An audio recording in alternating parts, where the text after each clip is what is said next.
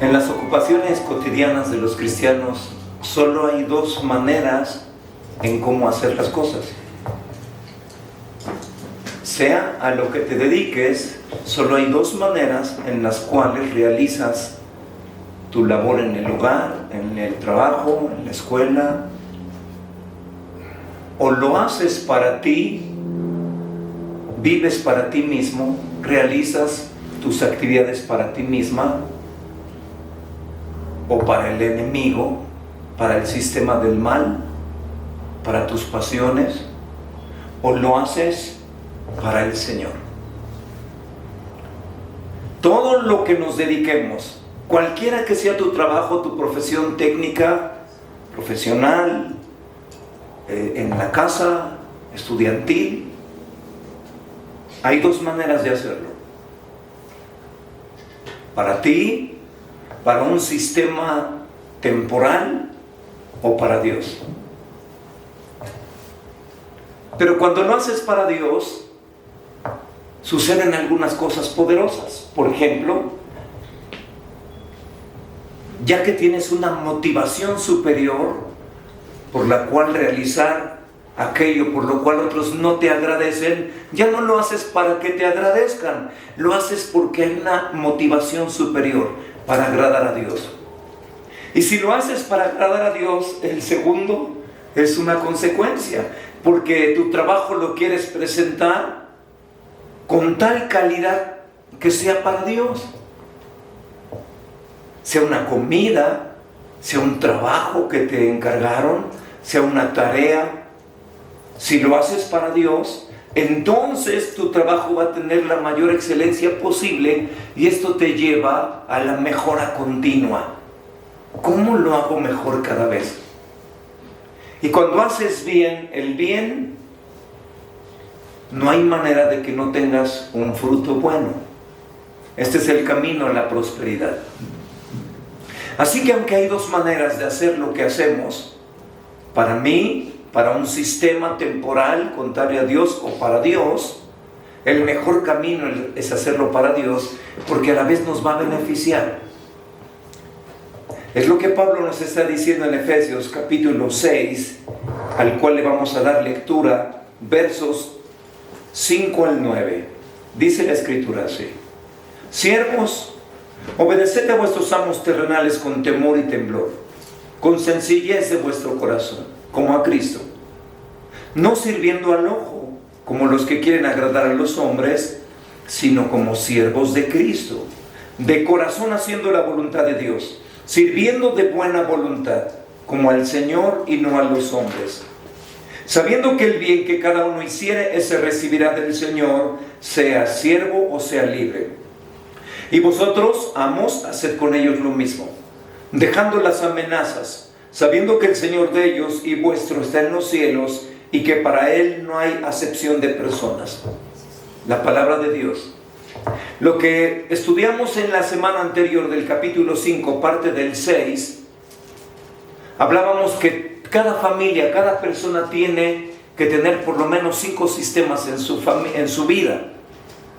Si algo es importante en tu vida, no puedes improvisar, tienes que tener un sistema. Así que mencionamos que cada persona debería de tener, cada familia, 5 sistemas. Sistema de fe, sistema de autoridad, sistema de disciplina, de crecimiento, sistema de comunicación y sistema de autoridad.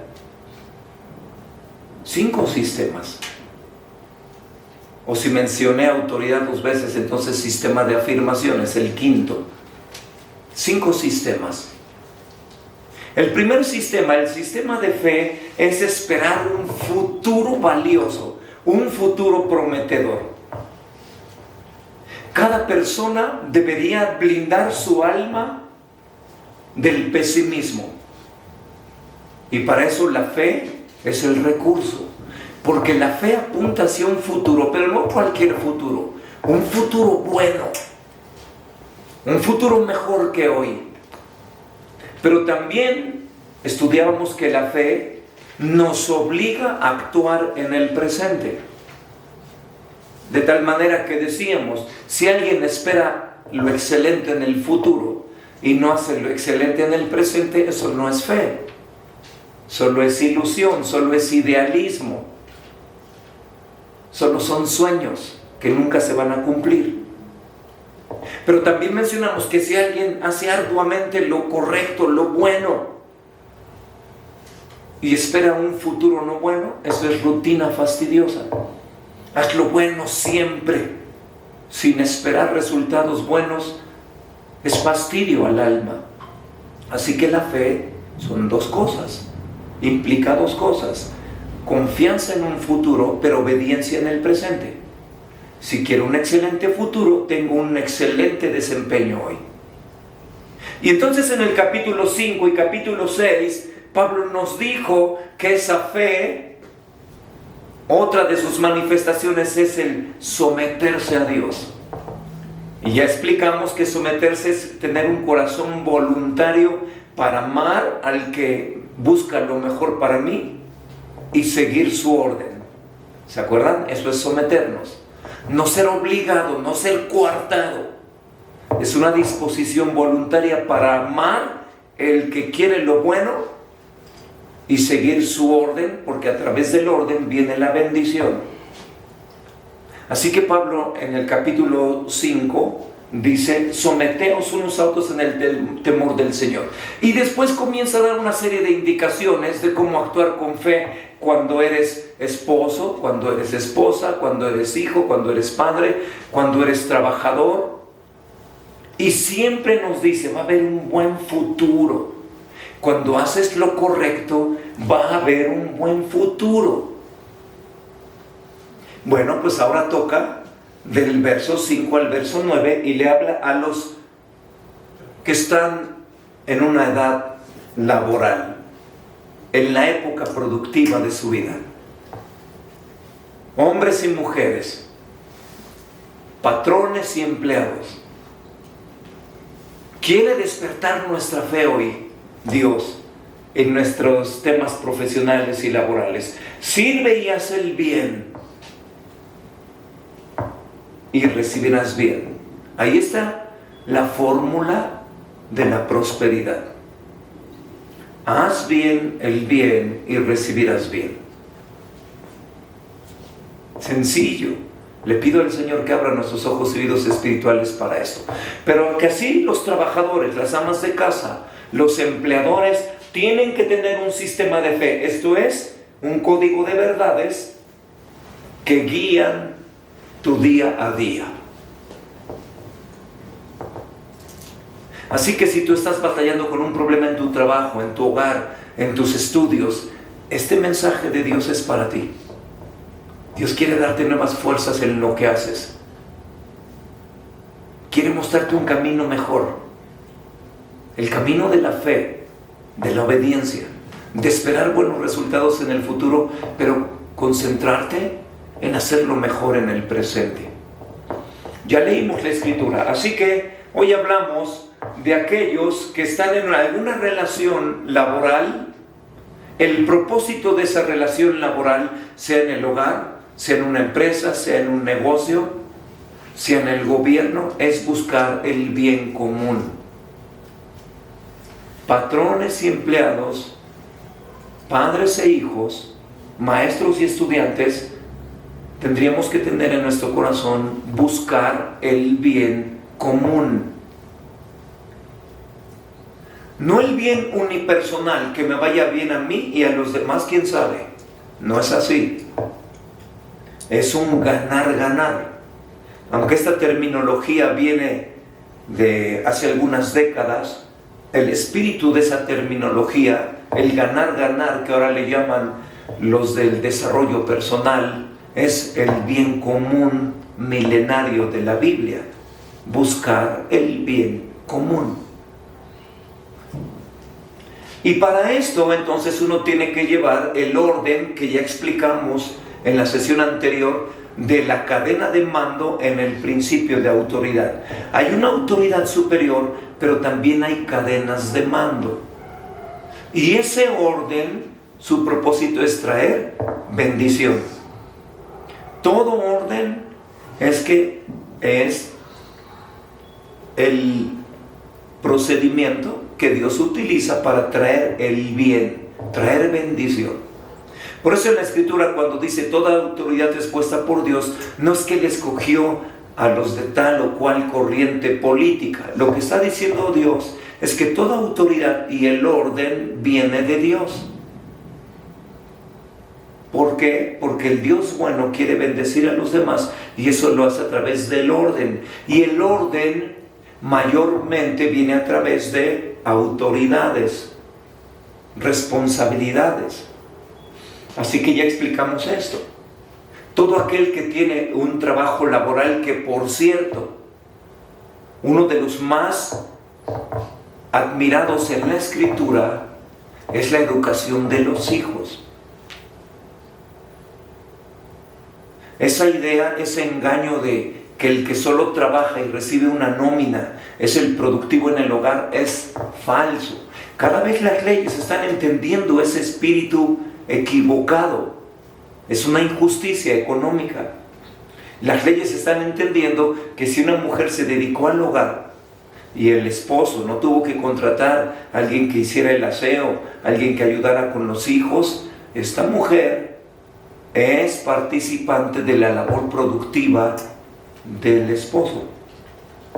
Así que si aquellos que pensaban, es que yo lo he hecho todo, tú solo estás en la casa, efectivamente puede hacer estas cosas porque tiene a alguien en la casa y no podría tener el mismo desempeño productivo si no tuviese a alguien en la casa. Las leyes están entendiendo poco a poco esto. Pero en cualquiera de los dos casos, ambos tienen que buscar administrar las cosas para el bien de todos. Diríamos para la gloria de Dios, y eso lo entendemos nosotros. Escuchen, ese engaño que el enemigo puso de que el trabajo fue consecuencia del pecado es destructivo. No es un mal que hay que soportar. No. El trabajo es una bendición diseñada por Dios, y antes de que el pecado apareciera en el mundo, Dios le había encomendado a Adán y Eva que señorearan sobre la tierra, que trabajaran de distintas maneras. Así que si alguien fue multitareas, si hubo un hombre que tuviese todas las profesiones necesarias para vivir, escuchen, ese fue Adán. Tenía que saber trabajar la tierra, construir casas, convivir con animales, administrar la creación, diseñar herramientas, diseñar áreas de descanso. No hubo nadie que fuera tan completo para enfrentar el mundo como Adán. Esa es mi opinión. Porque cuando él estaba, nadie más había creado nada más que lo que Dios maravillosamente había creado, y Adán lo puso y a Eva los puso como señores de esa creación. Así que escuchen, el trabajo es una bendición de Dios para que hombre y mujer administren el mundo para la gloria de Dios. Cuando una autoridad entiende eso, entonces el patrón entiende que su trabajo, su autoridad responsable es generar bien, generar riqueza, generar prosperidad a través de la propiedad y el trabajo. La propiedad también está regulada por la palabra de Dios. La propiedad también es una bendición, y el trabajo.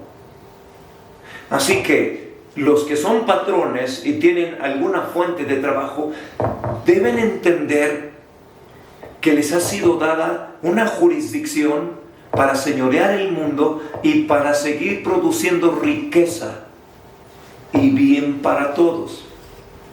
Ahora, el empleado, le dice Pablo en este pasaje 4 cosas por lo menos. Número 1, tu motivación. Primero, hay una realidad, tienes que trabajar. Si quieres ver bendición, trabaja. Pero, número 2, hay un modo de trabajar. Ten la actitud correcta. Miren cuántas veces dice, Siervos con temor y temblor. Esto se refiere a responsabilidad y respeto. 2. Con sencillez de vuestro corazón. Es decir, con lealtad, con efectividad. Como a Cristo. O sea, con una motivación superior. No sirviendo al ojo como los que quieren agradar a los hombres, sino como siervos de Cristo, de corazón, haciendo la voluntad de Dios. Tu trabajo, cualquiera que sea, tiene que ser con ajada, con amor a Dios. Entonces dice, trabaja, pero hazlo con la actitud correcta. Fuera el pesimismo, fuera el fastidio, fuera el aburrimiento, fuera el pesar. Corazón sencillo, sincero, de corazón, con respeto y responsabilidad, con excelencia. Pero aquí viene algo poderoso, con una motivación superior. Haz lo que haces como si se lo fueras a entregar al mejor cliente del universo, a Dios. Esa comida prepárala como si fuera Dios mismo el que la va a degustar. Ese viaje realízalo con amabilidad, con actitud, como si Cristo fuera el pasajero. Ese producto que vas a realizar como si Cristo lo fuera a usar y que diga, ¡hey, qué bien está esto! Porque lo hiciste para Él. Entonces, Pablo nos está dando una motivación poderosísima que no vas a encontrar en ningún curso de capacitación o ningún bono de productividad. Una motivación de hacer tu trabajo y tu servicio para el mejor cliente, Dios.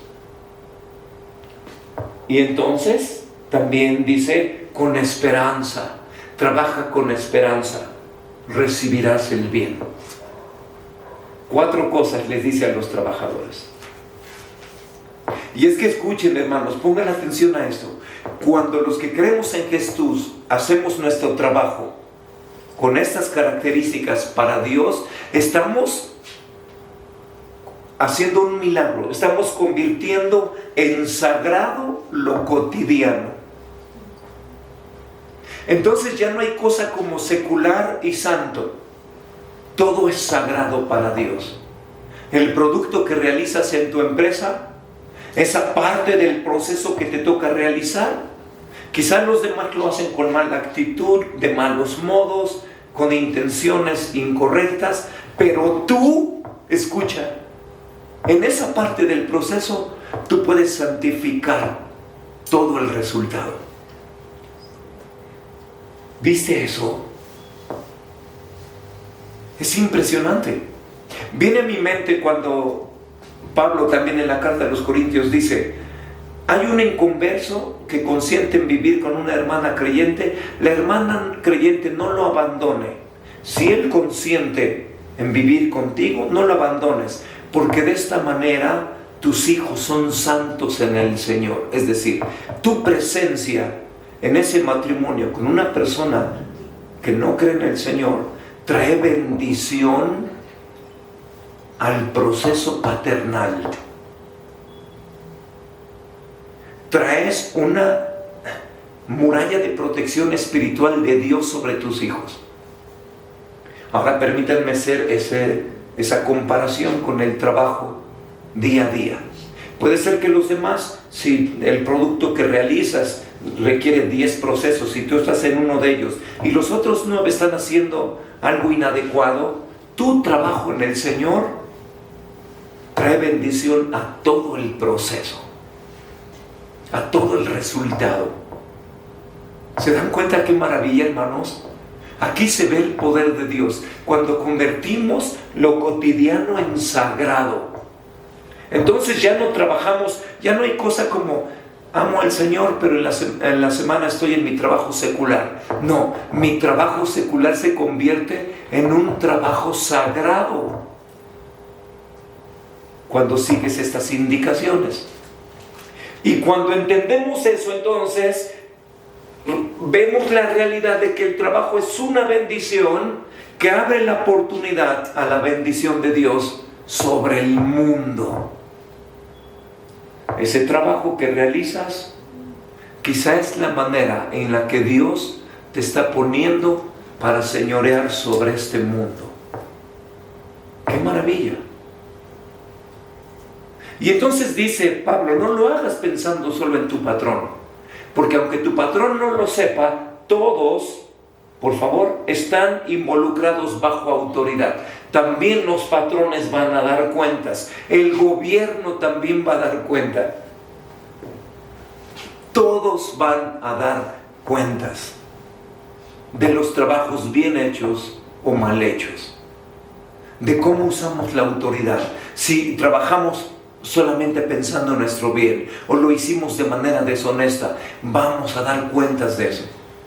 Ahora, entre paréntesis, aquí en el pasaje utiliza el término siervo. Atención, por supuesto estamos hablando de hace más de 2000 años. La esclavitud era algo frecuente en las culturas, en los imperios mundiales. También en el Antiguo Testamento se toca el tema de la esclavitud, un tema controversial. Es muy importante solamente hacer este paréntesis. La Biblia no promueve la esclavitud. La Biblia jamás enseñó la esclavitud, y mucho menos aquella esclavitud que estaba matizada por racismo. Porque mucha de la esclavitud que se ha conocido en la historia humana va también vinculada al racismo, la superioridad de una raza sobre la otra, de un nivel económico sobre el otro, de un nivel social sobre el otro. Jamás en la Escritura se promueve esto, pero se toma en cuenta y te da los principios para vivir aún en esa condición. Ahora escuchen esto.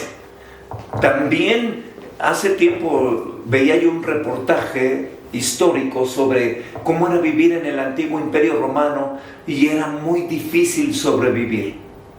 La tasa de natalidad, de mortandad era muy alta.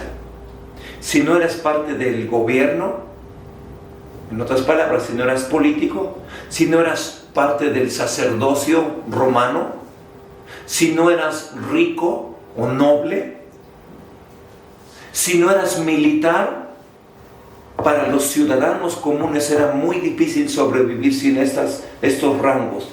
Por eso escuchen, el esclavo a veces tenía mejores condiciones para sobrevivir que el que no era esclavo pero no pertenecía a ninguna de estas posiciones sociales. En otras palabras, ser esclavo era una manera de sobrevivir muy efectiva. Pero nosotros matizamos ese tema de la esclavitud con la historia que hemos visto en los últimos siglos de racismo, de violencia, de injusticia. Así que en la Escritura, aunque no promueve la esclavitud, tampoco promovía la sublevación social. Lo que hacía es, te voy a dar principios para cumplir el propósito del bien común. E incluso cuando había esclavos que buscaban el bien de su amo, les iba mucho mejor, porque a veces llegaban a ser, escuchen esto, a tener más preparación que sus propios amos. ¿Quieren un ejemplo?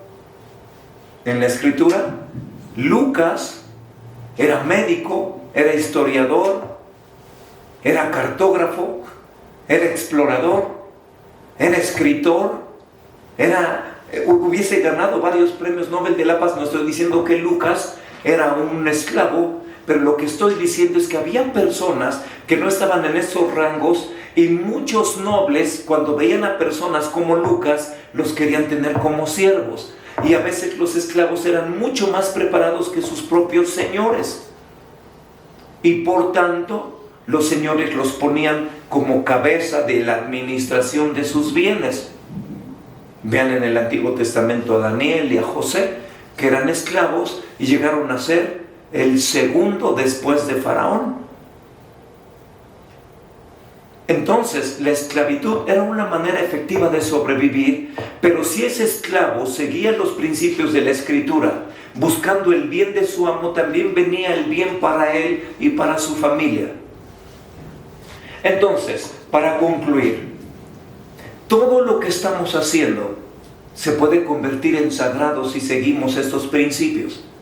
Pensar que estoy administrando con mi trabajo la tierra para gloria de Dios. Y entonces deberíamos de tener estas, por lo menos, aplicaciones. Número 1, realizo mi labor agradando a Dios y buscando su bendición. Quiero agradar a Dios con lo que hago y espero su bendición. Número 2, si tienes un trabajo en la casa, en una empresa, tu propio negocio, en la escuela, valora las oportunidades en ese trabajo para hacer el bien. Tienes que pensar, Dios permitió que esté aquí con el propósito de hacer algún tipo de bien. ¿Cuál es el bien que Dios quiere que realice en esta labor? Número 3, al hacer bien, desarrollas tu potencial de hacerlo mejor cada vez. Ahora, ¿cómo lo hago mejor? Si lo hago para Dios y ya tengo una oportunidad de hacer el bien, ¿cómo lo hago cada día mejor? Eso se llama ventaja competitiva. Escuchen, en la competencia económica, en la competencia en los productos y servicios, ni siquiera el que ofrece ventajas muy grandes, a veces si ofreces una ventaja pequeña, pero que nadie más la ofrece, esa es tu ventaja competitiva. Así que, ¿cómo desarrollas tu potencial de hacer el bien? Y número 4, en ese lugar donde estás, ¿cómo puedes sobrepasar los límites que impiden la prosperidad en esa parte en donde estás? Si lo haces para el Señor y ya encontraste un bien que hacer y lo haces bien, vas a romper los límites de esa prosperidad. La carencia, la carestía, la competencia desleal, la ingratitud, todos esos límites los vas a romper. Así que aquí tenemos la fórmula de la prosperidad: hacer el bien, haciendo bien el bien. Piénsalo. Hacer el bien, haciendo bien el bien. Entonces, encuentra un bien que hacer y hazlo bien. Así que te haces 4 preguntas. Número 1, ¿cuáles son las necesidades en esta área en donde me desempeño? ¿Qué necesidades hay en mi casa? ¿Qué necesidades hay en mi esposo cuando se va a trabajar? ¿Qué necesidades hay en mis alumnos? ¿Qué necesidades hay en este proceso que estoy realizando en mi empresa? Atiende, por favor, ¿qué necesidades? Entonces, llenar esa necesidad es un bien que puedes hacer. Escucha, cuando decimos hacer el bien, no necesariamente nos estamos refiriendo a hacer misericordia, a hacer sacrificios. Por ejemplo, si en tu comunidad alguien que se dedica a lo que tú te dedicas es impuntual, hay una necesidad de que alguien entregue ese trabajo cuando dijo, en tiempo y forma. Así que ahí hay una necesidad. Hacer el bien es ser puntual donde los demás no lo son. A lo mejor el producto que ofreces, los demás lo hacen muy caro. A lo mejor la necesidad es un producto a un precio justo. Un buen producto a un precio justo. Entonces, hacer el bien es dar un precio justo. A lo mejor el lugar donde vives, la gente que lo hace, quizá lo hace muy bien, ofrece un buen producto a un buen precio, pero te lo ofrece con una actitud descortés. Y la gente de todas maneras lo va a comprar. ¿Cómo me cae mal ese hombre? ¿Cómo me trata? Pero es el único que lo vende y lo vende barato. Sí vas a ir. Ahora, ahí hay una necesidad. Hacer el bien quizá, ofrecer un buen producto a un buen precio con una actitud correcta. Entonces, hacer el bien no necesariamente tiene que ver con hacer sacrificios y misericordias. Es ¿Qué bien necesita mi comunidad, mi familia en esta área en donde yo me desempeño? Entonces, haz el bien, llena esa necesidad. Esto también es una gran oportunidad para los que están en este momento sin empleo. Abre bien los ojos.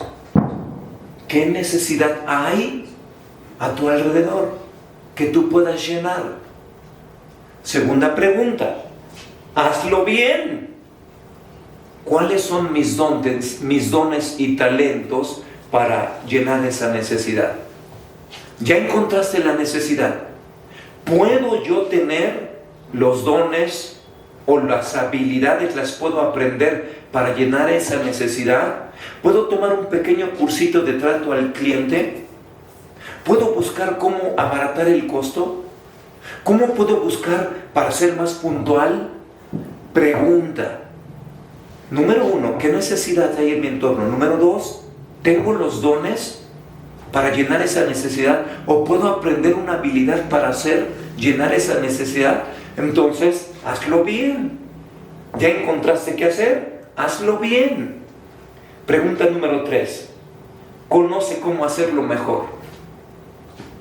Y cuando decimos hacerlo mejor, mejor que lo hacías ayer. Ya aprendí cómo hacerlo mejor ahora. Ya aprendí cómo transportarlo mejor. Ya aprendí cómo hacerlo en menos tiempo. Y hazlo mejor que otros.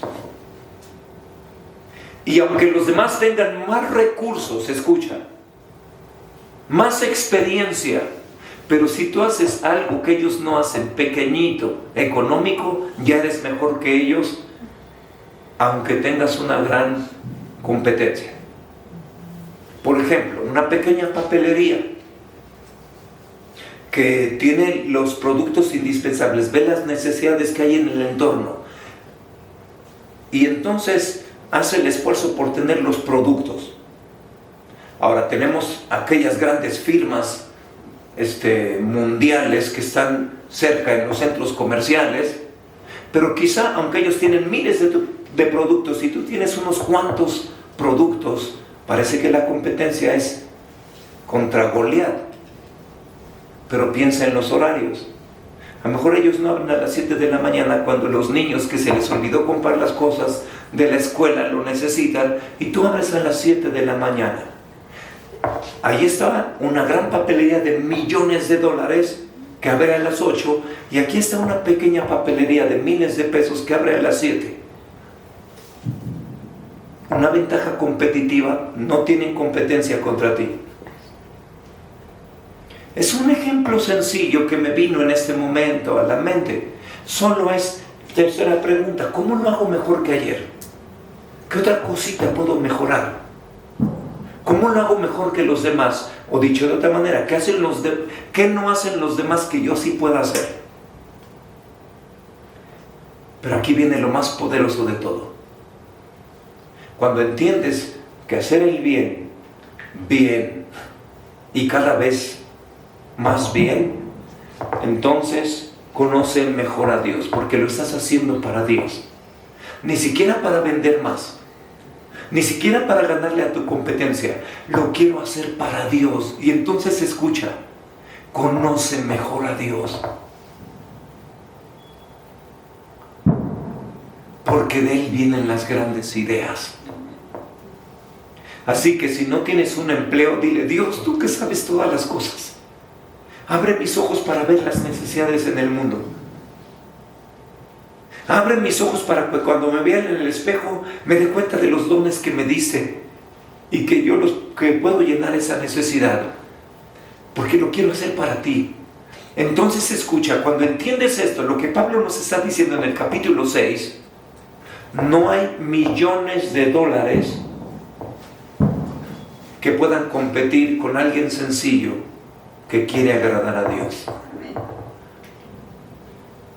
No hay competencia, porque tienes a Dios de tu lado. Así que nuestro trabajo es el bien común. Haz el bien. Busca una necesidad. Ya que lo encontraste, hazlo muy bien y hazlo esperando el bien. Hazlo para la gloria de Dios. Y entonces conviertes lo cotidiano en sagrado. Que Dios nos dé el gozo de tener fruto de lo sagrado.